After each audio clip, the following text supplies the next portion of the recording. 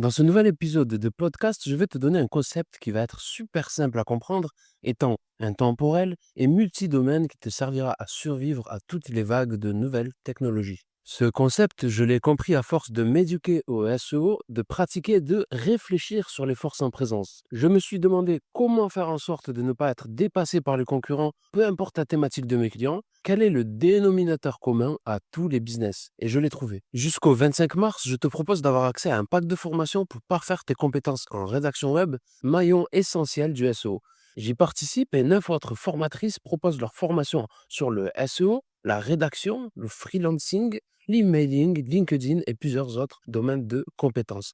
La valeur de toutes ces formations hors lancement, hors cette période-là, est de 2547 euros, mais le prix actuel jusqu'au 25 mars est de 297 euros. Le lien est en description. Le podcast est lancé. On est presque arrivé. Arrête, c'est pas drôle. C'est pas drôle.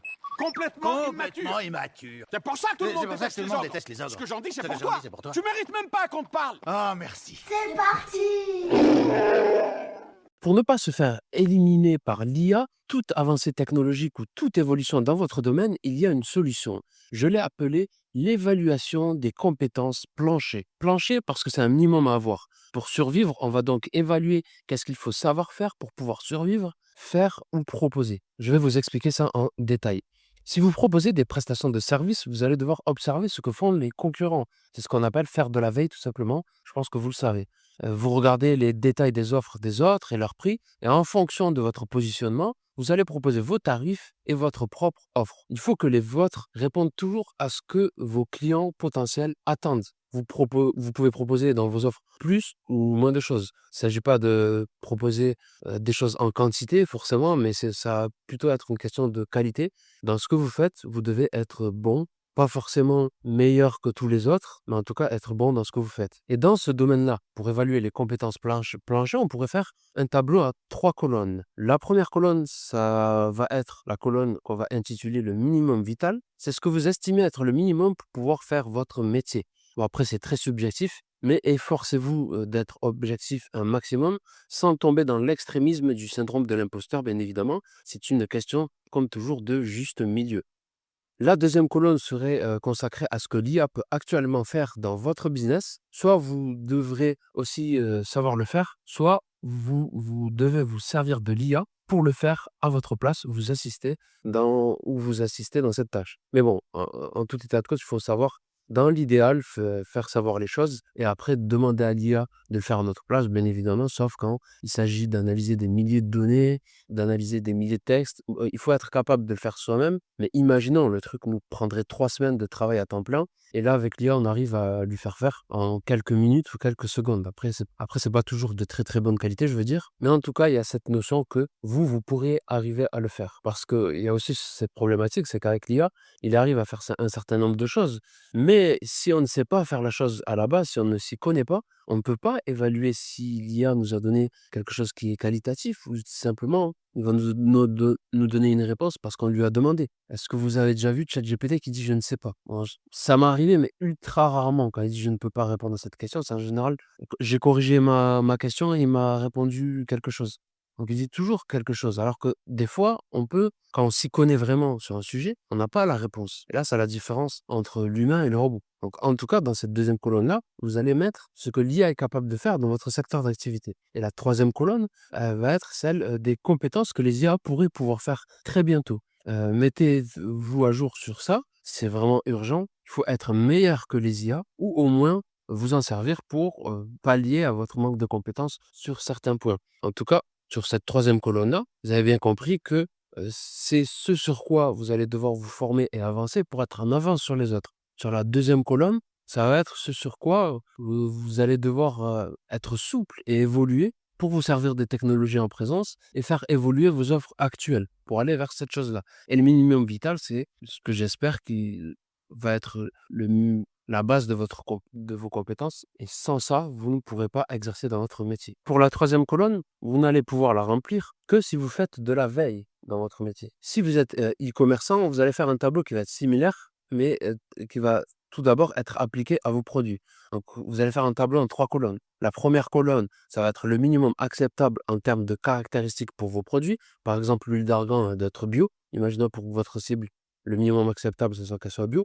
La deuxième colonne, ça va être ce sur quoi vos concurrents sont meilleurs que vous en termes de caractéristiques produits. C'est la différenciation de vos concurrents, pas la vôtre. Et la troisième colonne, ça va être les caractéristiques idéales pour tous vos produits. Ça va pas forcément être quelque chose sur lesquels vos concurrents se sont positionnés, ni vous, mais ça va être un idéal de produit. Vraiment, comment serait par exemple votre huile d'argan si jamais elle était irréprochable et qu'elle permettait de répondre à tous les problématiques de vos clients.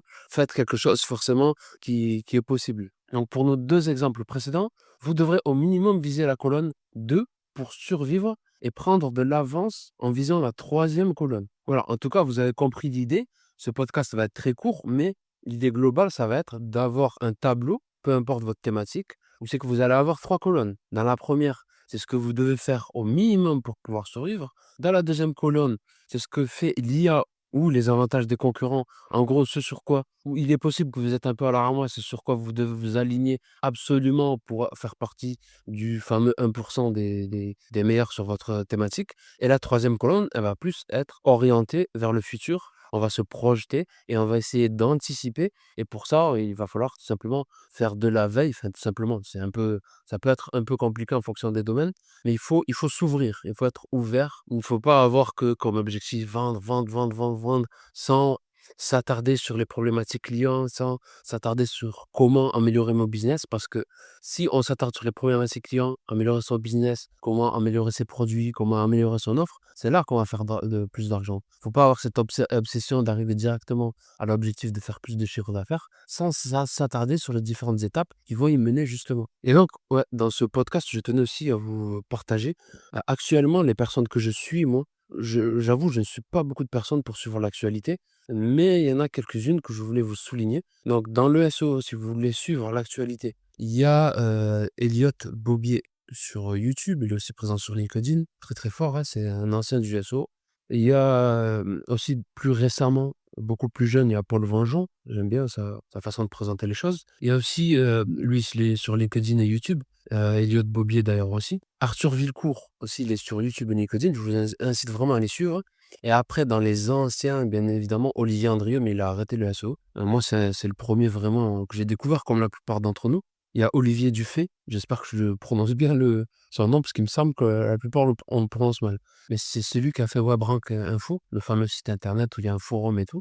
De toute façon, je vous mets tous les liens vers les différents comptes sur LinkedIn et sur YouTube. En général, les gars que je vais vous citer là, ils sont sur les deux. Euh, donc Olivier Dufay, référence à la matière, c'est un très, très ancien, hein. On peut le mettre, en termes d'ancienneté, je crois que c'est comme Olivier Andrieux.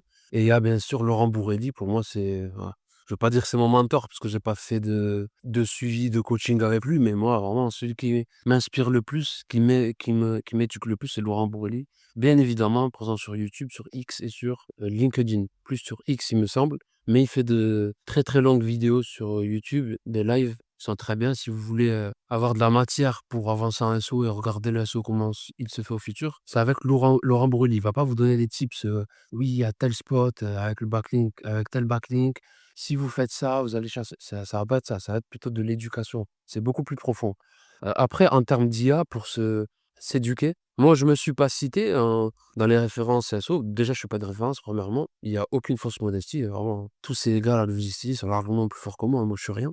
En plus de ça, je fais pas d'actu et je n'éduque pas vraiment en profondeur les gens. Moi, je transmets les connaissances que j'apprends sur le terrain et je partage mes quelques expériences que j'ai. Donc, après, par rapport à l'IA, si vous voulez vous informer de l'actualité, sur YouTube et il me semble aussi sur Twitch, Renaud Décode, c'est bien, lui vraiment il suit vraiment dans le fond l'actualité IA. Des fois, il va aussi parler de l'actualité de Google, du coup, c'est plutôt pas mal. Et il y a Ludo Salen, je pense que de toute façon, les deux, la plupart des gens, vous les connaissez, hein, si vous traînez sur YouTube.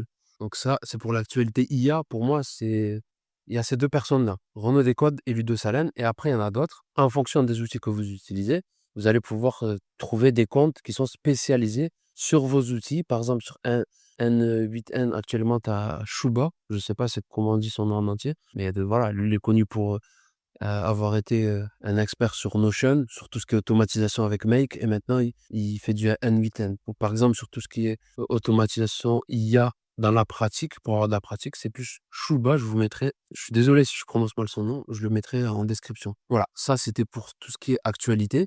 En général, bon, l'info de base, les infos, de manière brute, elles sont sur X. Le centre de l'information, c'est sur X. Mais si vous voulez de l'actualité qui va plus être relayée par les experts, les gens qui sont influents dans certains secteurs, dans certaines thématiques, on va plus aller sur LinkedIn pour que ça soit traité un peu plus en profondeur. Après, bon, ça dépend du compte. Et sur YouTube pour avoir des vidéos explicatives sur certains points. Donc, pour en revenir au sujet du jour, pourquoi je vous ai parlé de ça? Parce que pour avoir une projection sur la troisième colonne de votre tableau, il va falloir que vous vous éduquez sur votre thématique et aussi que vous allez donc du coup, que vous fassiez de la veille et tout ça, tout ce mélange-là d'éducation et de veille, ça va vous ouvrir à voir certaines opportunités que vous ne voyez pas, que vous ne verrez pas sans tout ça.